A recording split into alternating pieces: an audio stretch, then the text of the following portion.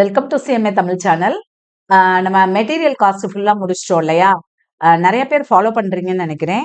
அடுத்து employee cost எப்போ போடுவீங்க அப்படின்லாம் கேட்க ஆரம்பிச்சிட்டிங்க. ரொம்ப சந்தோஷமா இருக்கு. இதே மாதிரி அன்னன்னைக்கு பாடத்தை அன்னன்னைக்கு படிச்சிங்கன்னா ரொம்ப நல்லது.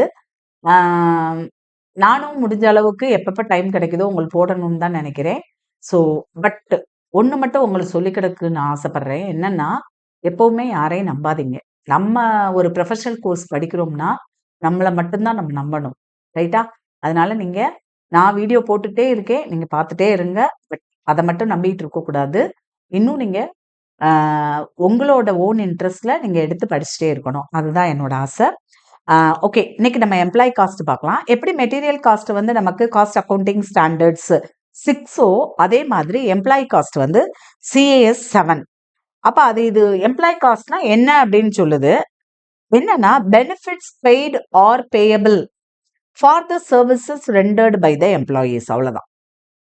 அந்த சர்வீசஸ் எம்ப்ளாயீஸ் ரெண்டர் பண்ணதுக்கு நம்ம என்ன பெனிஃபிட்ஸ் வந்து பே பண்றோம் அல்லது பே பண்ண போறோம். பெய்டு ஆர் பேயபிள், அவ்வளவுதான். That is called employee cost. So employee cost includes salaries, wages, bonus, incentives, allowances, contribution to provident and other funds, employee welfare, other benefits எல்லாமே சேர்ந்தது தான் எம்ப்ளாயி காஸ்ட். ஓகேவா? இப்போ நம்ம எம்ப்ளாயி காஸ்ட்டை கிளாசிஃபை பண்ண போறோம். எப்படி பண்ண போறோம்னா, direct employee cost, indirect employee cost. இப்போ வரைக்கும் நம்ம காஸ்டிங்ல நிறைய இன்ட்ரோடக்ஷன் பார்த்துருக்கோம். ஸோ எல்லாத்துலயும் direct expenses and indirect expenses வந்திருக்கு. அதே மாதிரி தான் இந்த டைரக்ட் எம்ப்ளாயி காஸ்ட்ங்கிறது directly related to production process. அதே இது இன்டைரக்ட் எம்ப்ளாயி காஸ்ட் அப்படின்னா டைரக்டா அவங்க வந்து இன்வால்வ் ஆயிருக்க மாட்டாங்க ப்ரொடக்ஷன் ப்ராசஸ்ல. அவ்வளவுதான், சிம்பிள் டிஃபரன்ஸ் அப்படின்னு சொல்லி நம்ம சொல்லலாம். ஸோ இன்டைரக்ட் எம்ப்ளாயி காஸ்ட் வந்து என்ன அப்படின்னா, it is otherwise classified as non production cost. ஓகேவா? அதைத்தான் இந்த ஃப்ளோ சார்ட்லயே அவங்க வந்து எக்ஸ்பிளைன் பண்ணியிருக்காங்க. Directly attributable to the cost object or cost சென்டராக இருந்தால் அது direct employee cost. If it is not directly attributed to cost particular cost object or cost சென்டராக இருந்தால், நாட் டைரக்ட்லி அட்ரிபியூட்டடா இருந்தா அது என்னது, நமக்கு இன்டைரக்ட் எம்ப்ளாயி காஸ்ட். சரி, principles of measuring employee cost as per CAS 7. நம்ம எப்போ வந்து மெட்டீரியல் காஸ்ட்டை மெஷர் பண்ணலாம், எதெல்லாம் இன்க்ளூட் பண்ணும், எதெல்லாம் இன்க்ளூட் பண்ணக்கூடாது அப்படிங்கிறது தான் நமக்கு காஸ்ட் அக்கௌண்டிங் ஸ்டாண்டர்ட்ஸ் சொல்லுச்சு. எப்படி நீ மெட்டீரியல் காஸ்ட்டை மெஷர் பண்ணணும், எதை இன்க்ளூட் பண்ணணும் பண்ணக்கூடாதுன்னு CAS 6 பார்த்தோம். அதே மாதிரி தான் இங்கேயும் எந்த காஸ்ட்டை நம்ம இன்க்ளூட் பண்ணணும் எம்ப்ளாயி காஸ்ட்ல, எதெல்லாம் இன்க்ளூட் பண்ணக்கூடாதுன்னு. இன்னைக்கு நீங்க இது என்னது, இது ஒரு தியரி, இதையே நான் படிக்கணும் அப்படின்னு நினைக்கலாம். அப்படி கிடையவே கிடையாது. நீங்க அடுத்த ப்ராப்ளம் போடும்போது உங்களுக்கு இது ரொம்ப யூஸ்ஃபுல்லா இருக்கும், இந்த காஸ்ட் அக்கௌண்டிங் ஸ்டாண்டர்ட்ஸ்ல நீங்க படிக்கிறது. அதனால ஒரு எம்ப்ளாயி காஸ்ட்னா எதெல்லாம் நம்ம இன்க்ளூட் பண்ணணும், எதெல்லாம் இன்க்ளூட் பண்ணக்கூடாதுங்கிறத தெரிஞ்சுக்கிறது தான் இந்த CAS 7. ஃபர்ஸ்ட் பாருங்க, gross pay including all allowances. So gross பேயை சேர்த்துக்கோங்க, எல்லா அலவன்சஸையும் இன்க்ளூட் பண்ணி, ஃபர்ஸ்ட் பாயிண்ட். செகண்ட், போனஸ் பேமெண்ட்ஸை எடுத்துக்கோங்க. அடுத்து ரெமுனரேஷன் ஃபார் மேனேஜரியல் பர்சனல். அவங்களுக்கு சேலரிங்கிற வார்த்தை இருக்காது, ரெமுனரேஷன். இது வந்து நம்ம கம்பெனிஸ் ஆக்ட்ல எல்லாம் படிச்சிருப்போம். மேனேஜரியல் பர்சனலுக்கு எவ்வளவு ஓவரால் மேனேஜரியல் ரெமுனரேஷன் அப்படின்லாம் நம்ம படிச்சிருப்போம். ஸோ அதை வந்து நம்ம இன்க்ளூட் பண்ணிக்கலாம். பட் அதே சமயத்துல அவர் நான் எக்ஸிக்யூட்டிவ் டைரக்டராக இருந்தால் அவரோட remuneration should not B included in employment cost. நல்லா ஞாபகம் வச்சுக்கோங்க. புரிஞ்சிருச்சா? ஸோ இதை தான் நம்ம பார்க்க போறோம், எதை இன்க்ளூட் பண்ண போறோம், எதை இன்க்ளூட் பண்ணல அப்படிங்கிறத. ஓகே, அடுத்து பாருங்க, இன்னும் வாலண்டரி ரிட்டையர்மெண்ட், ரீட்ரென்ச்மெண்ட், டெர்மினேஷன். இப்போ அவங்களுக்குலாம் பல்கா கொடுக்க வேண்டியது இருக்கும். VRS வாங்கிட்டு போனவங்களுக்கு பல்கா ரிட்டையர்மெண்ட் பெனிஃபிட்ஸை கொடுக்க வேண்டியது இருக்கும். இப்போ அதெல்லாம் இவங்க என்ன செய்ய சொல்றாங்க அப்படின்னா, it should be amortised over the period. அமார்டைஸ்டுனா என்னது, நம்ம ஆக்சுவலி ஃபிக்ஸட் அசெட்ஸ்க்கு டிப்ரிசியேஷன்ங்கிற வார்த்தை யூஸ் பண்ணுவோம் இல்லையா? அதே மாதிரி இந்த VRS மாதிரி பல்கா கொடுக்குற அமௌண்ட்டை டைரக்டா நம்மளால ப்ராஃபிட் அண்ட் லாஸ் அக்கௌண்ட்ல போட முடியாது. அதனால நம்ம பேலன்ஸ் ஷீட்ல வச்சுட்டு மொத்தமா எவ்ரி இயர் ஒரு பார்ட் 10 டிவைட் பண்ணி ஒவ்வொரு வருஷமும் நம்ம அந்த இதை மட்டும் போட்டுட்டு மீதி, இப்போ ஃபார் எக்ஸாம்பிள் ஒரு ஆளுக்கு நம்ம 50 lakhs கொடுத்துருக்கோன்னு வச்சுக்கோங்க. 10 வருஷத்துக்கு நான் அமார்டைஸ் பண்ண போறேன்னா அந்த 50 lakhs நான் அசட் சைட்ல வச்சுக்கிடுவேன். ஃபர்ஸ்ட் இயர்ல 5 lakhs மட்டும் ப்ராஃபிட் அண்ட் லாஸ் அக்கௌண்ட் கொண்டு போவேன். மீதி 45 lakhs அசட் சைட்ல இருக்கும். அடுத்த வருஷம் இன்னொரு 5 லட்சத்தை நான் கொண்டு போயிருவேன். ரிமைனிங் 40 lakhs பேலன்ஸ் ஷீட்ல இருக்கும். ரைட்டா? அடுத்த வருஷம் இன்னொரு 5 lakhs நான் ப்ராஃபிட் அண்ட் லாஸ் அக்கௌண்ட் கொண்டு போவேன். 35 lakhs இருக்கும். ஸோ இந்த மாதிரி பண்றதுக்கு பேர் தான் amortised. So it will be amortised over the period. Voluntary ரிட்டையர்மெண்ட்டாக இருக்கலாம், டெர்மினேஷனாக இருக்கலாம், ரீட்ரென்ச்மெண்ட் ஆகவும் இருக்கலாம். அடுத்து இட் நல்லா கவனிங்க. It excludes any imputed cost. What is imputed cost? Notional cost. இப்போ ஃபார் எக்ஸாம்பிள் நான் வந்து சிஎம்ஏவா ப்ராக்டிஸ் பண்றேன்னு வச்சுக்கலாம். எங்க வீட்லயே ஒரு போர்ஷனை ஒதுக்கி நான் ஆஃபீஸ் ரூம் போட்டு வச்சிருக்கேன். அப்போ அதுக்கு நான் ரெண்ட் கொடுக்க மாட்டேன். அந்த ரெண்ட்டுக்கு பேர் என்ன அப்படின்னா நோஷனல் ரெண்ட் ஆர் இம்ப்யூட்டட் ரெண்ட்னு சொல்லுவாங்க. ஸோ அந்த இம்ப்யூட்டட் ரெண்ட்டை ஆட் பண்ண கூடாது எம்ப்ளாயி காஸ்ட். இப்போ எனக்கு கூட ஹெல்ப் பண்றாங்க, இப்போ யூடியூப் சேனலுக்கு எனக்கு ஹெல்ப் பண்றாங்க எங்க ஃபேமிலி மெம்பர்ஸ் அப்படின்னா அவங்களுக்கு நான் வந்து சேலரி கொடுக்க மாட்டேன். ஸோ அதை வந்து இப்போ எம்ப்ளாய்மெண்ட் அவங்க கிட்ட வேலை நான் வாங்கிக்கிறேன், ஆனா அவங்களுக்கு நான் சேலரி கொடுக்க மாட்டேன். அந்த சேலரிக்கு பேர் தான் நோஷனல் சேலரி. ஸோ அதை நான் எம்ப்ளாயி காஸ்ட்ல ஆட் பண்ண முடியாது அப்படிங்கிறத தெரிஞ்சுக்கோங்க. அடுத்து காஸ்ட் ஆஃப் ஐடல் டைமை நம்ம ஆட் பண்ணிக்கலாம். அதுக்கப்புறம் பாருங்க, இந்த ஸ்டாண்டர்ட் காஸ்ட்டுக்கு நம்ம படிச்சிருக்கோம். அதாவது ப்ரீ டிட்டர்மைன்டு காஸ்ட்டை வந்து ப்ரீ டிட்டர்மைன் பண்ணிடுவோம். அது லேபர் காஸ்டா இருக்கலாம், இல்லை மெட்டீரியல் காஸ்டா இருக்கலாம், எதுனாலும். அப்போ ப்ரீ டிட்டர்மைண்டா ஒரு காஸ்ட் நம்ம வச்சிருப்போம், அதுக்கு பேர் தான் ஸ்டாண்டர்ட் காஸ்ட். ஆக்சுவல் காஸ்ட் ஆன உடனே ரெண்டையும் நம்ம கம்பேர் பண்ணுவோம். If the actual cost is incurred, then the standard cost is compared with the actual cost. அப்ப கம்பேர் பண்ணும்போது நமக்கு ஆன்சர் பாசிட்டிவ்லேயே வரலாம். அதாவது ஸ்டாண்டர்ட் காஸ்ட் கம்மியா இருந்து ஆக்சுவல் காஸ்ட் அதிகமாகியும் நெகட்டிவ்லையும் போகலாம். ஓகேவா? அப்ப நம்ம ஸ்டாண்டர்ட் காஸ்ட்டை விட கம்மியா வரணுங்கிறது தான் நமக்கு cost reduction and cost control பண்றது. அப்ப அந்த மாதிரி நமக்கு ரிடக்ஷன் ஆகுச்சு அப்படின்னாக்க நமக்கு பாசிட்டிவ்ல ஆன்சர் வரும், அதர்வைஸ் நெகட்டிவ்ல ஆன்சர் வரும். இப்படி நெகட்டிவ்ல நமக்கு வரும்போது என்ன அப்படின்னா, நார்மலா இந்த பிரச்சனை இருக்கு அப்படின்னா நமக்கு வந்து அந்த எம்ப்ளாயி காஸ்டோட நம்ம அட்ஜஸ்ட் பண்ணிக்கலாம். பட் அப்நார்மலா இருந்ததுன்னா it should be treated as abnormal cost. It should not be adjusted with employee cost. Employee காஸ்ட்ல அட்ஜஸ்ட் பண்ணக்கூடாது. எங்க தான் நம்ம காட்டணும்? அப்நார்மல் காஸ்டா காட்டணும். ஓகேவா? அதை மறந்துடாதீங்க. அடுத்து எனி சப்சிடி, கிராண்ட், இன்சென்டிவ் இதெல்லாம் கொடுத்துருந்தாங்கன்னா it can be subtract from the employee cost. Employee cost வந்து நம்ம கண்டிப்பாக கழிச்சுக்கலாம். ஏதாவது நமக்கு வந்து சப்சிடி கிடைச்சிருந்தா, grant, incentive payments related to employee cost கிடைச்சதுன்னா ஓகே. அதாவது சம்டைம்ஸ் கவர்மெண்ட் கிராண்ட்ஸ்லாம் கிடைக்கும், எம்ப்ளாயிஸ்க்கு இந்த வெல்ஃபேர் இதெல்லாம் செஞ்சு கொடுங்க அப்படின்னு. அப்படிலாம் கிடைச்சதுன்னா நம்மளோட டோட்டல் எம்ப்ளாயி காஸ்ட் நான் ஆல்ரெடி ஸ்பெண்ட் பண்ணியிருப்போம். ஸோ அதுல இருந்து அந்த கிராண்ட் வந்ததை நம்ம லெஸ் பண்ணி காமிச்சுக்கலாம். ஓகேவா? அடுத்து வந்து குவான்டிஃபையபிள் அப்நார்மல் காஸ்ட். இதுவும் நம்ம ஏற்கனவே சொன்னதான். குவான்டிஃபையபிள் அப்நார்மல் காஸ்ட் என்ன சொல்றாங்க? Do not constitute part of employee cost. Employee காஸ்ட்ல சேர்க்க கூடாது. பெனால்டிஸ் அண்ட் டேமேஜஸ் கண்டிப்பா இன்க்ளூட் பண்ணக்கூடாது. எக்காரணத்தை கொண்டு பெனால்டிஸ் டேமேஜஸ் இன்க்ளூட் பண்ண கூடாது. அடுத்து cost of providing benefits such as free housing இல்ல கன்வேயன்ஸ் இதெல்லாம் நம்ம எம்ப்ளாயி காஸ்டோட ஆட் பண்ணிக்கலாம். அடுத்து if there is any amount recovered from the employee. இப்போ ஒரு பெனிஃபிட் கொடுக்குறோம், நம்ம கொடுத்துட்டு கொஞ்சம் அமௌண்ட் நம்ம எம்ப்ளாயிட்ட இருந்து ரெக்கவர் பண்றோம்னா that amount should be deducted from the employee cost. புரிஞ்சிருச்சா? இப்போ ஒரு 10,000 ரூபாய் ஒருத்தூர்ல ஒரு இதை நம்ம செய்யறோம், அவங்களுக்கு பெனிஃபிட் கொடுக்குறோம், ஆனா நம்ம அவங்களுக்கு 2,000 ரூபாய் நம்ம வந்து வசூலிச்சிடுறோம் அப்படின்னா அந்த 2,000 கழிச்சுட்டு remaining 8,000 should be taken as employee cost. ஓகேவா? ஓகே. பாருங்க, principles of measurement of employee cost. Direct cost, indirect காஸ்ட்னு பிரிக்கிறாங்க. டைரக்ட் காஸ்ட் ரெண்டா பிரிக்கிறாங்க. டைம் பேசிஸ்லயும் நம்ம கண்டுபிடிக்கலாம், இல்ல காஸ்ட் சென்டர் பேசிஸ்லயும் நம்ம கண்டுபிடிக்கலாம். காஸ்ட் சென்டர்னா நம்ம இப்போ நான் காலேஜ் எக்ஸாம்பிளா எடுத்துக்கிட்டேன்னா டிபார்ட்மெண்ட்ஸை சொல்வேன். ஒவ்வொரு டிபார்ட்மெண்ட்டும் எனக்கு ஒரு காஸ்ட் சென்டர். ஸோ நான் வந்து டைம் பேசிஸ்லையும் பிரிக்கலாம். மாசத்துக்கு எனக்கு இவ்வளோ செலவாகுது இந்த மாதிரி ஒரு இன்ஸ்டிடியூஷனுக்கு அப்படின்னு நம்ம சொல்லலாம். இல்லைன்னா இந்த டிபார்ட்மெண்ட்டுக்கு இவ்வளோ செலவு, இந்த டிபார்ட்மெண்ட்டுக்கு இவ்வளோ செலவுன்னு சொல்லி நம்ம காஸ்ட் சென்டர் பேசிஸ்லையும் நம்ம பிரிக்கலாம். ஓகேவா? இப்போ லேபர் காஸ்ட் மேனேஜ்மெண்ட், எப்படி காஸ்ட்டை மேனேஜ் பண்ண போறாங்க? First step production planning. ரொம்ப ரொம்ப முக்கியம். ப்ரொடக்ஷன் எவ்வளோ பண்ண போறோம்னு தெரிஞ்சாதான் எனக்கு எம்ப்ளாயியோட ரிக்குவயர்மெண்ட்ஸ் தெரியும்.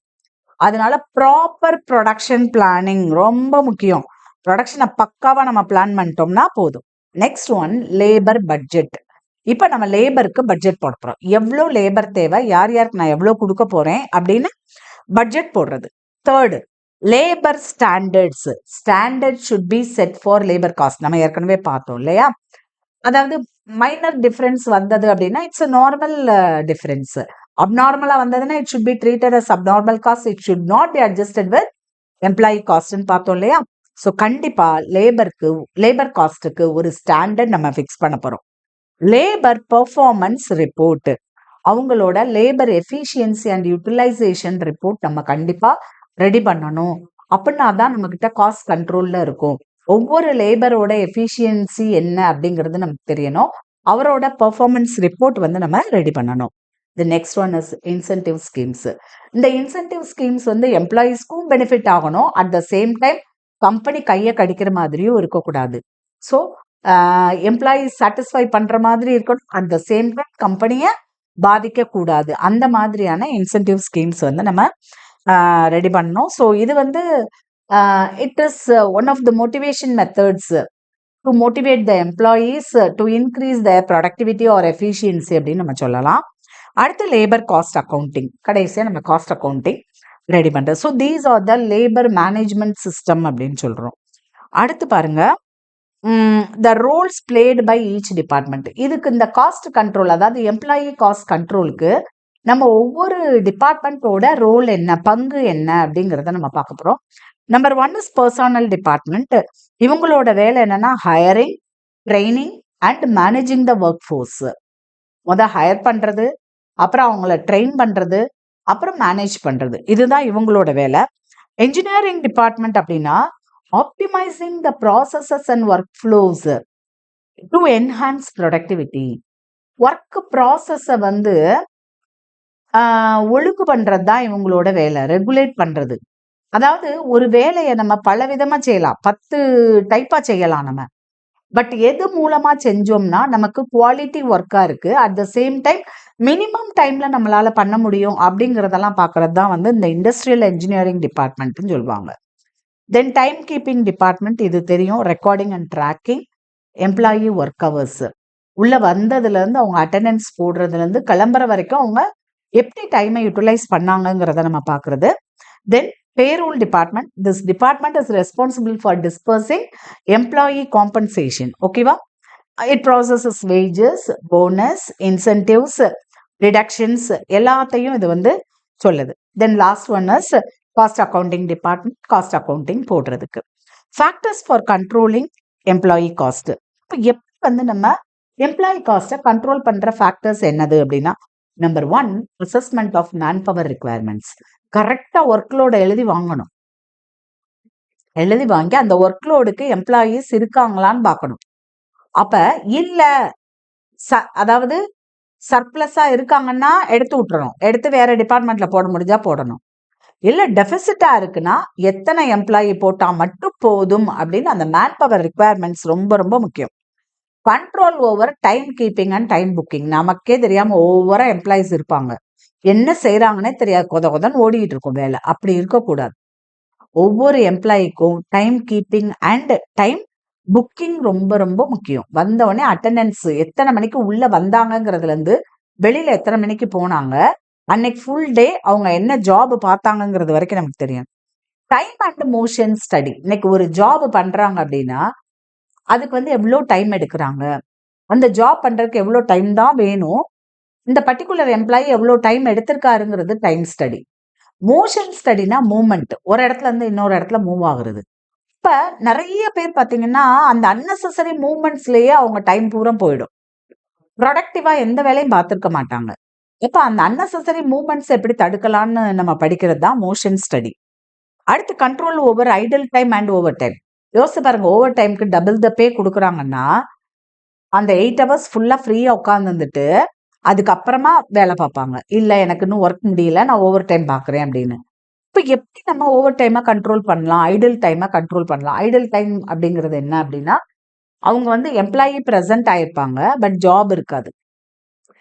ஓகேவா? இப்ப மெஷின் ரிப்பேரா இருக்கலாம், பவர் ஃபெயிலியரா இருக்கலாம். ஸோ அந்த மாதிரி ரீசன்ஸ்னால சும்மா உட்காந்துருப்பாங்க. So we have to control the idle time as well as overtime. Then control over employee turnover. இது பெரிய ஹெட்டேக். ஒரு இண்டஸ்ட்ரிக்கு பெரிய ஹெட்டேக் என்ன ஃபர்ம்க்கு அப்படின்னா, இந்த எம்ப்ளாயி டர்ன் ஓவர், எம்ப்ளாயி ஆப்சென்டிசம், அந்த மாதிரி அடிக்கடி ஆப்சென்ட் ஆகுறது, இல்ல வேலைய விட்டுட்டு திடீர்னு போயிருவாங்க சொல்லாம கொள்ளாம அந்த மாதிரி இருக்குது. ஸோ அத வந்து கண்ட்ரோல் பண்ணணும். Then streamlining workforce planning. அதாவது இருக்கிற பட்ஜெட்ல எவ்வளோ ரிக்வயர்மெண்ட், ஸ்கில்டு லேபர்ஸ் எவ்வளோ வேணும், அன்ஸ்கில்டு எவ்வளோ வேணும், செமி ஸ்கில்டு எவ்வளோ வேணுங்கிறத கரெக்டா பிளான் பண்றது தான் work force planning. Implementing time and attendance system. Attendance system பக்காவா வைக்கணும். இல்லைன்னா யார் எப்ப வர்றா, யார் எப்ப வெளியில போறா எதுவும் தெரியாது. Enhancing work force productivity. அதுல ஒரு செக் ப்ரொடக்டிவிட்டியில. நீ இன்னைக்கு 8 ஹவர்ஸ் ஒர்க் பண்ணிருக்க, 8 ஹவர்ஸ்ல எவ்வளோ யூனிட்ஸ் ப்ரொடியூஸ் பண்ணிருக்க காட்டு. ஓகேவா? அக்கார்டிங் டு த ப்ரொடக்டிவிட்டி நம்ம அடுத்து படிப்போம். இந்த இன்சென்டிவ் ஸ்கீம்ஸ் எல்லாம் படிப்போம். அந்நேரம் எப்படி இருக்கும்னா பீஸ் ரேட் அப்படின்னு இருக்கும். எவ்வளோ பீசஸ் வந்து எவ்வளோ pieces means number of units to be produced. So ஒரு நாளைக்கு எவ்வளோ யூனிட்ஸ் ப்ரொடியூஸ் பண்ணியிருக்கணும் அப்படிங்கிறத பொறுத்து அவங்களுக்கு வந்து வேஜஸ் ஃபிக்ஸ் பண்ணுவாங்க. ஸோ அதை வந்து நம்ம கண்ட்ரோலில் வச்சிருக்கணும் ப்ரொடக்டிவிட்டியை. Right. Next one, automation and technology solutions. நல்லா கவனிங்க. இந்த ஆட்டோமேஷன் வந்து helps in reducing labour cost. 10 பேர் செய்யற வேலையை ஒரு ஆள் செய்யும். இப்ப பார்த்தா ஏஐ பண்ணுது. ஆர்டிஃபிஷியல் இன்டெலிஜென்ஸ் வில் டூ எவ்வளோ 100 times better than human work. So அந்த மாதிரி எப்படி வந்து நம்ம டெக்னாலஜியை நம்ம யூஸ் பண்ணலாம் அப்படிங்கிறத பார்க்கணும். Next one, employee training and skill development. Employee training and skill development மூலமா அவங்களோட பெர்ஃபார்மன்ஸை இம்ப்ரூவ் பண்ணலாம், எஃபிஷியன்சியை இம்ப்ரூவ் பண்ணலாம். எஃபிஷியன்சியும் ப்ரொடக்டிவிட்டி இம்ப்ரூவ் ஆச்சுன்னா அவங்களோட வேஜ் ஸ்ட்ரக்சர் நல்லா இம்ப்ரூவ் ஆகும். அப்படி இம்ப்ரூவ் ஆச்சுன்னா அவங்களுக்கு ஜாப் சாட்டிஸ்ஃபேக்ஷன் கிடைக்கும்.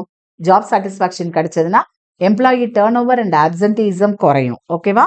ஸோ இது எல்லாமே and automatically finally employee cost குறைஞ்சிரும். ரைட்டா? நான் ஒரு 3 பேர் போடுற இடத்துல ஒரு ஆள் போட்டா போதும், நல்ல ப்ரொடக்டிவிட்டியோட இருக்காங்க அப்படின்னா. ஸோ பாருங்க, இப்போ லேபரை 3 டிபார்ட்மெண்ட் மேனேஜ் பண்றாங்க. HR department, industrial engineering department, time keeping and payroll டிபார்ட்மெண்ட்னு. ஃபர்ஸ்ட் ஹெச்ஆர் டிபார்ட்மெண்ட்டோட வேலை என்ன அப்படின்னா, ரெக்ரூட் பண்றது அண்ட் ஓரியன்டேஷன் கொடுக்கறது, அவ்வளவுதான்.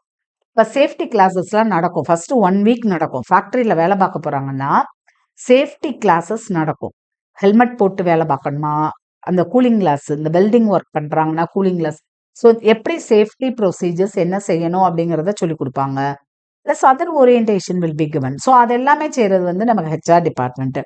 அடுத்து இந்த இண்டஸ்ட்ரியல் என்ஜினியரிங் வந்து சயின்டிஃபிக்கா என்ன செய்யலாம்னு பார்ப்பாங்க. Time study and motion study, work measurement, job evaluation, merit rating, இது எல்லாமே யார் பார்ப்பா அப்படின்னா இண்டஸ்ட்ரியல் என்ஜினியரிங் டிபார்ட்மெண்ட். அதுக்கப்புறம் பாருங்க, இவங்க வந்து பேரோல் அண்ட் டைம் கீப்பிங் வந்து டைம் புக்கிங் அண்ட் பேரோல பார்த்துக்குவாங்க. ஓகேவா? ஸோ அதுக்கு அடுத்து என்ன ஆகுது அப்படின்னா இதை டிபெண்ட் பண்ணி நமக்கு labour turnover, idle time, overtime, payment by result. ஓகேவா? ஸோ இது ஒரு ஃப்ளோ சார்ட், இதை பார்த்துக்கோங்க. இப்போ ஹெச்ஆர் டிபார்ட்மெண்ட் நம்ம ஏற்கனவே பார்த்தோம். இந்த ஹெச்ஆர் டிபார்ட்மெண்ட்டோட வேலை என்ன அப்படிங்கிறத நான் ஏற்கனவே உங்களுக்கு சொல்லிட்டேன். என்னென்ன, recruitment and induction means orientation programme நடத்துவாங்க. உள்ள வந்தவொடனே அந்த ஃபேக்டரியை பற்றி எல்லாம் சொல்லுவாங்க. அங்கே என்ன ரூல்ஸ், எதை ஃபாலோ பண்ணணும், சேஃப்டி ரூல்ஸ் என்ன, எல்லாமே சொல்லுவாங்க. அதுதான் அது. அடுத்து next one is industrial engineering department. இவங்க என்ன செய்கிறாங்கன்னு பாருங்க, workforce planning and allocation. So ஒர்க் ஃபோர்ஸை பிளான் பண்ணுறது, எவ்வளோ தேவை கரெக்டாக அலோகேட் பண்ணணும். அதாவது according to the skill level requirement for the particular job. ஒரு பர்டிகுலர் ஜாபுக்கு எவ்வளோ ஸ்கில்ஸ் தேவைப்படுதோ அந்த அளவுக்கு ஸ்கில் இருக்கிற எம்ப்ளாயியை நம்ம அப்பாயின்ட் பண்ணா போதும். ஓவர் ஸ்கில்டு எம்ப்ளாய்மெண்ட்டை கொண்டு போய் அங்கே எம்ப்ளாயியை கொண்டு போய் அங்கே போட்டுட்டு அன்னெசரியா நம்ம அண்டர் எம்ப்ளாய்டா அவங்கள ஆக்கக்கூடாது. எந்த இடத்துல எவ்வளோ ஸ்கில் ரிக்வயர்மெண்ட்டோ அதுக்கு தகுந்த மாதிரி நம்ம ஆளை வந்து போடுறது தான் ஒர்க் ஃபோர்ஸ் பிளானிங். ரொம்ப கவனமா செய்யணும். அதாவது நம்ம திருவள்ளுவர் வந்து சொல்லியிருப்பாரு, யாரால என்ன வேலை செய்ய முடியுமோ அவங்கள அந்த இடத்துல நம்ம போடணும் அப்படின்னு ஒரு திருக்குறளே இருக்கு நமக்கு. ஸோ அதுதான் work force planning and allocation. அடுத்து டைம் அண்ட் மோஷன் ஸ்டடி இவங்க தான் பண்றாங்க. டைம் அண்ட் மோஷன் ஸ்டடி அப்படின்னா உடனே டைம் ஸ்டடினா என்ன, ஒரு வேலையை பார்க்க இருந்தா நீ இந்த வேலையை பாரு, எவ்வளவு நேரம் ஆகுது, 1/2 மணி நேரமா, சரி 1/2 மணி நேரம் குறிக்க மாட்டாங்க. சயின்டிபிக்கலி கண்டுபிடிக்கிறாங்க ஒரு பர்டிகுலர் ஜாபை பண்ணா எவ்வளவு நேரம் ஆகும் அப்படின்னு. அதுக்கு மேல அந்த எம்ப்ளாயி எடுத்தான்னா அவன் வந்து அன்ஸ்கில்டு. அந்த அந்த இடத்துல அவன் வந்து என்னது, அவன் ப்ரொடக்டிவிட்டி ரொம்ப கம்மியா இருக்கு. He is not an efficient employee அப்படின்னு அர்த்தம். ஓகேவா? ஸோ அதை தான் நம்ம டைம் ஸ்டடியில பார்க்குறோம். At the same time motion study. So movement, எவ்வளோ மூவ்மெண்ட். இப்போ ஸ்டோர்ஸுக்கும் ப்ரொடக்ஷன் டிபார்ட்மெண்ட் பக்கத்துல இருக்கணும். இப்படின்னா தான் டக்குன்னு போய் ரா மெட்டீரியல் தூக்கிட்டு வர முடியும். பட் ஸ்டோர்ஸ் எங்கேயோ அந்த ஃபேக்டரியில ஒரு மூலையில இருக்கு அப்படின்னா அங்க இருந்து இவங்க எடுத்துட்டு வர்றதுக்குள்ள பாதியை சிந்தி செதறி கொண்டு வருவாங்க. இல்ல டைமை வேணும்னே வேஸ்ட் பண்ணிட்டு போற வழியில எல்லாரு கூடயும் பேசிட்டு லேட் பண்ண. ஸோ அந்த மாதிரி இருக்கும். ஸோ அன்னெசரி மூவ்மெண்ட்ஸை எப்படி கண்ட்ரோல் பண்ணலாங்கிறத நம்ம மோஷன் ஸ்டடி மூலமா தெரிஞ்சுக்கிறோம்.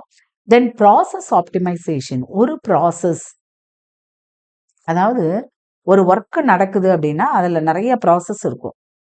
ஸோ அந்த ப்ராசஸை கரெக்டா யாரு பண்ணி முடிக்கிறாங்க, பெஸ்ட் ப்ராசஸ், அதாவது ஆப்டிமைஸ் பண்ணணும் அதை.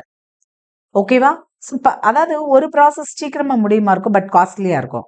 ஒரு ப்ராசஸ் ரொம்ப லேட் ஆகும், பட் நமக்கு என்னது சீப்பா முடியுமா இருக்கும். ஸோ எந்த ப்ராசஸை நம்ம சூஸ் பண்றதுங்கிறத பண்ணணும்.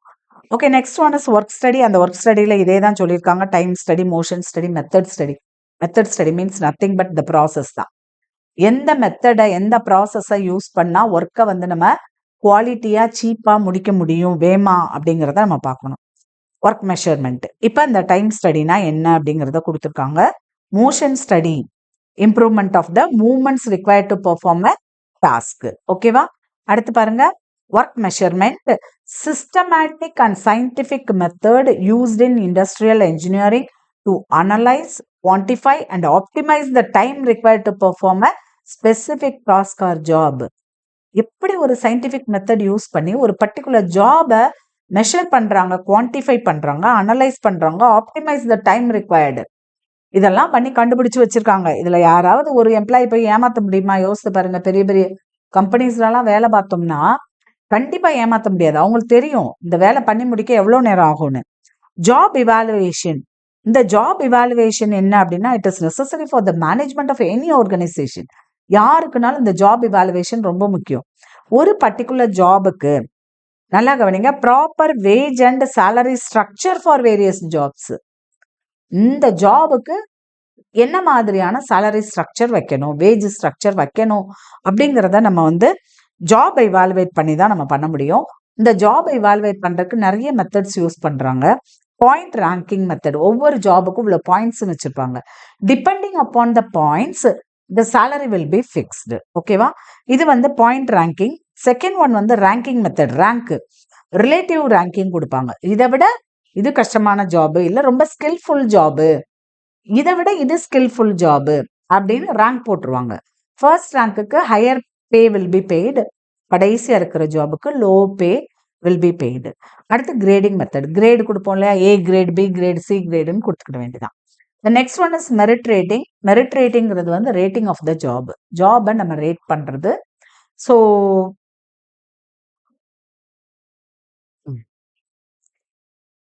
நல்லா பார்த்தீங்கன்னா தெரியும். It is the rating of the job in order to bring rationality in the wage and salary structure. ஒரு பெரிய கம்பெனியா இருந்துட்டு நம்ம வந்து என்ன செய்ய முடியாதுன்னா, ஒரு ஆளு கூட கொடுத்து ஒரு ஆளு குறையா அப்படியெல்லாம் கொடுக்க முடியாது. ஸோ பாருங்க, comparative evaluation and analysis of individual merits of the employees. ஒவ்வொரு எம்ப்ளாயியோட இண்டிவிஜுவல் மெரிட்ஸை அனலைஸ் பண்ணி கம்பேரேட்டிவ்லி இவாலுவேட் பண்ணோம் அப்படின்னா அதுதான் மெரிட் ரேட்டிங். புரிஞ்சிச்சா? It aims at evaluation and ranking the individual employees in order to plan and implement promotional policies in the organisation. எல்லாரும் ஒரே கேடர்ல சேர்ந்திருக்காங்க. யாராவது ஒரு ஆளு ப்ரமோஷன் கொடுக்கணும்னா நம்ம என்ன செய்யணும்? we have to rate the job done by the particular group of employees. இப்போ 5 பேர் அடுத்த ப்ரமோஷனுக்கு ரெடியா இருக்காங்கன்னா அவங்க 5 பேரோட ஜாபையும் ஐ ஹாவ் டு ரேட். நான் ரேட் பண்ணணும். யாரோட ஜாப் வந்து நமக்கு இண்டிவிஜுவல் மெரிட்ஸ் அதிகமா இருக்கு அப்படிங்கிறத நம்ம பார்த்து யாருக்கு அதிகமா இருக்கோ அவங்களுக்கு நம்ம ப்ரமோஷன் வந்து சஜஸ்ட் பண்ணணும். ஓகேவா? தென் time keeping, time booking and pay rule பத்தி பார்க்க போறோம். இப்போ இந்த டைம் கீப்பிங் அப்படின்னு நம்ம சொல்லும்போது ரெண்டுக்குள்ள டிஃப்ரென்ஸ் கொடுத்துருக்காங்க நமக்கு. பார்த்தீங்கன்னா தெரியும், அட்டெண்டன்ஸை பார்க்கறது வந்து டைம் கீப்பிங். ஆனா இது வந்து the time actually spent by the worker in the job. ஜாப்ல எவ்வளோ டைம் ஒர்க் பண்ணியிருக்காரோ அதுதான் வந்து என்னது டைம் புக்கிங். இதுக்கு வந்து இந்த டைம் ஷீட்டுன்னு சொல்லுவாங்க. டே ஷீட்டா இருக்கலாம், வீக்லி ஷீட்டா இருக்கலாம். ஸோ இந்த ஒர்க்கர்ஸ்க்கு வந்து டைம் ஷீட் வந்து ஃபில்லப் பண்ணி வாங்கணும். எங்க வேலை பார்க்குறாரோ அந்த இடத்துல அவருக்கு மேல பாஸ் யாரோ அவங்க அந்த டைம் ஷீட் ஃபில்லப் பண்ணி கொடுத்தாங்கன்னா தான் இவங்களுக்கு பே போடுவாங்க. ஸோ அதை வந்து நம்ம கண்டிப்பா தெரிஞ்சுக்கணும். இந்த இருக்கு பாருங்க. ஃபர்ஸ்ட் ஒன் டைம் கீப்பிங்க்கு. டைம் கீப்பிங்க்கு அட்டெண்டன்ஸ் ரெக்கார்டு. எந்த ஜாப்ல நம்ம இருந்தோம்னாலும் கண்டிப்பா நம்ம போய் அட்டெண்டன்ஸ் காலையில போன உடனே சைன் பண்ணணும். அதுதான் attendance record. Second one is disk method. Disk இருக்கும், ஒவ்வொரு எம்ப்ளாய்க்கும் அந்தந்த டிஸ்க் இருக்கும். அந்த டிஸ்க் எடுத்து அந்த இடத்துல போய் நம்ம மாட்டிடணும். மாட்டிட்டோம்னா ஐ ஆம் பிரசன்ட்னு அர்த்தம். ஓகேவா? என்னோட பர்டிகுலர் டிஸ்க் எடுத்து நான் வந்து போய் மாட்டிடணும். மாட்டிட்டேன்னா நான் வந்துட்டேன் அப்படின்னு அர்த்தம். அது அப்படியே டேபிள்லே கிடக்கு அப்படின்னா நான் இன்னும் வரலன்னு அர்த்தம். பட் இங்க என்ன பிரச்சனை ஆகும் அப்படின்னா, என் ஃப்ரெண்டு பொறுத்தவரை நான் என் ஃப்ரெண்டை ஏதே எடுத்து மாட்டிருன்னு சொல்லிடுவேன். நான் லேட்டா போவனா இருக்கும். ஸோ அந்த மாதிரி ப்ராப்ளம்ஸ்லாம் வரும். Next one is time recording clock or clock cards. இதே தான் கார்டு சிஸ்டம். இந்த டிஸ்க்கு பதிலாக கார்டு கொடுத்துருப்பாங்க. ஸோ அதை வந்து நம்ம இது பண்ணிக்கலாம். Then next one biometric attendance. இப்போ வந்து நமக்கு ஃபிங்கர் வைக்க சொல்றாங்க. ஏன்னா இந்த டிஸ்க்கு கார்டு இதெல்லாம் old system, traditional system of bookkeeping, so timekeeping. So இந்த இடத்துல வந்து நமக்கு பயோமெட்ரிக்ல நம்ம ஏமாற்ற முடியாது. ஒரு ஆள் ரேகை மாதிரி இன்னொரு ஆள் ரேகை இருக்காது. நானே வலது கையை வச்சுட்டு என் ஃப்ரெண்டுக்காக இடது கையெல்லாம் வைக்க முடியாது. ஓகேவா? அப்போ பயோமெட்ரிக் இப்போ வந்து ரொம்ப நல்லா போயிட்டு இருக்கு. கொரோனா டைம்ல கொஞ்சம் பயோமெட்ரிக் வேண்டாம் அப்படிங்கிற மாதிரி நினைச்சாங்க. பட் அதுக்கப்புறமா இப்போ வந்து பயோமெட்ரிக் நல்லா போயிட்டு இருக்கு. தென் டைம் புக்கிங் அப்படின்னா நம்ம ஏற்கனவே சொன்னோம் இல்லையா, ஜாப்ல எவ்வளோ டைம் ஸ்பெண்ட் பண்ணாரு. இந்த டைம் கீப்பிங்கிறது உள்ள வர்றது வெளியில போறது. ஓகேவா? டிஸ்க் எடுத்து திரும்ப டேபிள்ல போட்டு போயிட்டாரு அப்படின்னா வெளியில போயிட்டாருன்னு அர்த்தம். அந்த டிஸ்க் அவரோட பிளேஸ்ல மாட்டியிருந்தா மட்டும்தான் உள்ள இருக்காருன்னு அர்த்தம். ஸோ அந்த மாதிரி நம்ம வச்சிருந்தது திரும்ப போத்துல நம்ம பயோமெட்ரிக் வைக்க சொன்னோம்னா வெளியில போயிட்டாரு அப்படிங்கிறது தெரிஞ்சிடும். ரைட்டா? ஸோ இது வந்து நமக்கு டைம் கீப்பிங். நல்லா ஞாபகம் வச்சுக்கோங்க. டைம் கீப்பிங்கிறது உள்ள வந்து வெளியில போறது மட்டும்தான். பட் டைம் புக்கிங் பாருங்க, நம்ம ஒரு வேலையில எவ்வளோ நேரம் அதான் பாருங்க. To determine the productive time spent by the worker on the job or operation. நான் எவ்வளோ ப்ரொடக்டிவ் டைம் ஸ்பெண்ட் பண்ணேன் அந்த ஒர்க்ல அப்படிங்கிறத பார்க்கறது. To determine the quantity and value of work done. எவ்வளோ குவான்டம் ஆஃப் ஒர்க் நான் பண்ணியிருக்கேன், எவ்வளோ வேல்யூ ஆஃப் ஒர்க் பண்ணியிருக்கேன்னு பார்க்கறது. To determine earnings like wages and bonus. எவ்வளோ ஏர்ன் பண்ணியிருக்கோன்னு பார்க்கறது. To determine the efficiency of the worker. இதுதான் நமக்கு டைம் புக்கிங்கோடது. இப்போ மெத்தட்ஸ் ஆஃப் டைம் புக்கிங் பார்ப்போம். Daily time sheet. நான் சொன்னேன் இல்லையா, எந்த பாஸுக்கு கீழே நான் வேலை பார்த்தனோ அந்த பாஸ்ட்ட நான் அன்னைக்கு என்னென்ன வேலை பார்த்தேன்னு சொல்லி டைம் ஷீட்ல எழுதி சைன் வாங்கணும். டெய்லி வந்து நம்ம கொடுக்கறது கஷ்டமா இருக்கு அப்படின்னா நம்ம என்ன செய்யலாம் அப்படின்னா வீக்லி டைம் ஷீட். ஒரு வாரத்துக்கு நீ என்னென்ன வேலை பார்த்தியோ அதை வந்து நீ உன்னோட பாஸ்ட்ட எழுதி கையெழுத்து வாங்கிட்டு வா அப்படின்னா வீக்லி டைம் ஷீட். அடுத்தது ஜாப் டிக்கெட். இந்த ஜாப் டிக்கெட் என்னன்னா பர்டிகுலர் ஜாபுக்கு ஒரு ஜாப், நான் இந்த ஜாபை முடிச்சேன், அது 3 daysல முடிச்சிருக்கலாம், 1 dayல முடிச்சிருக்கலாம், இல்லை ½ an hourல முடிச்சிருக்கலாம், இல்லை 1 monthல முடிக்கலாம். அந்த ஜாப் முடிகிற வரைக்கும் நம்ம டைம் ஷீட் ப்ரிப்பேர் பண்ணி கொடுக்குறது. இந்த பர்டிகுலர் ஜாபுக்கு என்னோட கான்ட்ரிபியூஷன் என்ன அப்படிங்கிறது. Next one labour cost card. இது எப்படின்னா ஒரு பர்டிகுலர் ஜாபை கொடுத்துருவாங்க. அந்த பர்டிகுலர் ஜாப்ல எந்தெந்த எம்ப்ளாயீஸ்லாம் ஒர்க் பண்ணாங்களோ எல்லாருக்கும் சேர்த்து ஒரே கார்டு. ஓகேவா? ஸோ லேபர் காஸ்ட் கார்டுங்கிறது வந்து ஒரு பர்டிகுலர் ஜாபுக்கு only one card is passed on to all the workers and time taken on the job is recorded by each one of them. அவங்க எல்லாரும் அந்த பர்டிகுலர் ஜாபை செய்யறதுக்கு அவங்களோட கான்ட்ரிபியூஷன் என்ன, எவ்வளோ டைம் எடுத்துக்கிட்டாங்கன்னு எழுதணும். டைம் அண்ட் ஜாப் கார்டு ரெண்டு கலந்தது. டைம் எவ்வளோ அண்ட் ஜாப் ரெண்டு கலந்து காம்பினேஷன்ல இருக்கிற இது வந்து இது. ஓகேவா? தென் பேரோல் டிபார்ட்மெண்ட். Next one. இப்போ நம்ம என்னென்ன டிபார்ட்மெண்ட் பார்த்தோம்? ஹெச்ஆர் டிபார்ட்மெண்ட் பார்த்துட்டோம். நம்ம அவங்க செய்யறது ரெக்ரூட்மெண்ட் அண்ட் இண்டக்ஷன் ஒன்லி. அடுத்து இண்டஸ்ட்ரியல் இன்ஜினியரிங் டிபார்ட்மெண்ட். இவங்க தான் time study, motion study, merit rating, job evaluation எல்லா சயின்டிஃபிக் மெத்தட்லையும் அவங்க எல்லா ஒர்க் ஸ்டடி, அடுத்து ஒர்க் பிளானிங், அந்த ஒர்க் ஃபோர்ஸோட பிளானிங் பண்றது எல்லாமே அவங்க தான். ஸோ அது ஃபுல்லாக நம்ம பார்த்துட்டோம். அதுக்கடுத்து டைம் கீப்பிங் எப்படி பண்ணுவாங்க, டைம் புக்கிங் எப்படி பண்றாங்க அப்படிங்கிறத நம்ம பார்த்தோம். ரைட்டா? இப்போ பாருங்க பேரோல் டிபார்ட்மெண்ட் என்ன செய்ய போறாங்க அப்படின்னு. கம்ப்யூட்டிங் எம்ப்ளாயி வேஜஸ், எம்ப்ளாயியோட வேஜஸை கம்ப்யூட் பண்ணணும். Next, creating detailed wage sheet. Third, maintaining individual employee payroll records. அடுத்து, preparing department wise summaries of wages. ஒவ்வொரு டிபார்ட்மெண்ட்டுக்கும் எவ்வளோ வேஜஸ் நம்ம ஸ்பெண்ட் பண்ணுறோம் அப்படிங்கிறது, அதாவது காஸ்ட் ஆப்ஜெக்ட், காஸ்ட் சென்டர்னு பார்த்தோம் இல்லையா? ஸோ அந்த மாதிரி கண்டுபிடிக்கிறது. Compiling labour statistics for management, மேனேஜ்மெண்ட்டுக்கு மொத்தமாக நம்ம ஆர்கனைசேஷன் மொத்தத்துக்கும் ஒரு எம்ப்ளாயி ரிப்போர்ட் ரெடி பண்ணி கொடுக்கறது. Then establishing the effective internal check system. எதுக்காக? To prevent fraud and irregularities in wage payments. So பாருங்க, இன்னொன்று detecting and preventing ghost workers. சும்மா தண்டமாக உட்காந்துருப்பாங்க இல்லையா, அவங்க எல்லாத்தையும் கண்டிப்பாக நம்ம கண்டுபிடிக்கிறது, டிடெக்ட் பண்ணுறது, அப்புறம் அவங்கள எல்லாத்தையும் ப்ரிவென்ட் பண்ணுறது. இதுதான் இவங்களோட முக்கியமானது. இப்போ இதில் கொடுத்துருக்காங்க என்னென்ன ஆக்டிவிட்டீஸ் எந்த டிபார்ட்மெண்ட்னு. அட்டெண்டன்ஸ் அண்ட் டைம் டீட்டெயில்ஸ் பண்ணுறது வந்து time keeping department. Preparation of list of employees and other details personnel department. முந்தி பர்சனல் டிபார்ட்மெண்ட் தான் சொல்லுவாங்க. இப்போ வந்து நம்ம HR department, commonly known as HR department. So HR டிபார்ட்மெண்ட்டோட வேலை தான் preparation of list of employees and other details. Computation of wages and other incentives payroll department. Payment to employees, payment கொடுக்கறது யாரு அப்படின்னா காஸ்ட் அக்கௌண்டிங் டிபார்ட்மெண்ட். ஏன்னா அடுத்த அக்கௌண்டிங்ல தானே ஏறணும் அவங்களோட பேமெண்ட். அது டிஸ்சார்ஜ் ஆஃப் ஸ்டாச்சுரி லைபிலிட்டிஸோ காஸ்ட் அக்கௌண்டிங் டிபார்ட்மெண்ட். ஸோ இதுதான் நமக்கு இன்ட்ரோடக்ஷன்ல நமக்கு இருக்கிற எம்ப்ளாயி காஸ்ட்னா என்ன, எப்படி மெஷர் பண்ணணும், அதை எந்தெந்த டிபார்ட்மெண்ட்ஸ் இன்வால்வ் ஆயிருக்காங்க, அவங்களோட ஒர்க் என்ன அப்படிங்கிறத நம்ம பார்த்துட்டோம். புரிஞ்சிருக்கும்னு நினைக்கிறேன். தியரி தானே அப்படின்ட்டு பார்க்காம இருக்காதீங்க. நான் ஏற்கனவே சொன்ன மாதிரி தியரி நீங்கள் பார்த்துக்கிட்டிங்கன்னா அந்த கான்செப்ட் நல்ல கிளாரிட்டி இருந்தால் தான் பின்னாடி ப்ராப்ளம் வரும்போது நான் சொல்லும்போது உங்களுக்கு புரியும். ஓகேவா? Thank you so much. வீடியோ பிடிச்சிருந்தா லைக் பண்ணுங்கள், உங்கள் ஃப்ரெண்ட்ஸோட ஷேர் பண்ணுங்கள். அப்புறம் சப்ஸ்கிரைப் பண்ணாதவங்க கண்டிப்பாக சப்ஸ்கிரைப் பண்ணிக்கோங்க. தேங்க்யூ.